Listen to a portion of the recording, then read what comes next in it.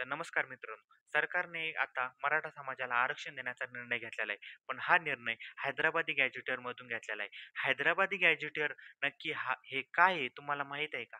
Hyderabadi gazetteer म्हणजे निजामशाहीच्या काळात सरकारी नोंदण्या ज्यांच्या सरकारी नोंदण्या होत्या, त्यावेळेस मराठा समाजाची सरकारी नोंदणी ही शेतकरी पारंपरिकमध्ये होती. मराठा समाज हा शेती करत होता, अशी त्यांची नोंदणी होती. म्हणून असा उल्लेख केलेला आहे.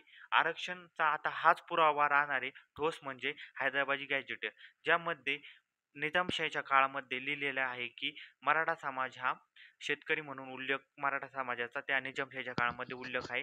आता तोच ठोस पुरावा हा धरला जाणार मराठा समाजाच्या आरक्षणाकरता. यामध्ये मनोज जरांगे साहेबांच्या 8 पैकी 6 मागण्या सरकारने मंजूर केलेल्या आहे आणि आता जी-आर काही तासामध्येच त्यांना देण्यात आलेला आहे आणि हैदराबादी गॅझेटियरनुसार हा जी-आर देण्यात आहे. हैदराबादी गॅझेटियर थोडक्यात सांगायचं तर निजामशाहीच्या काळामध्ये मराठा समाजाची नोंदणी ही शेतकरी म्हणून होती. तर तोच आता ठोस पुरावा राहणार आहे, की मराठा समाजाला आरक्षण देण्याचा आणि हा निर्णय मराठा समाज मागासवर्गीय, गरीब आहे असा म्हणून धरला जाईल. थोडक्यात सांगायचं म्हणजे.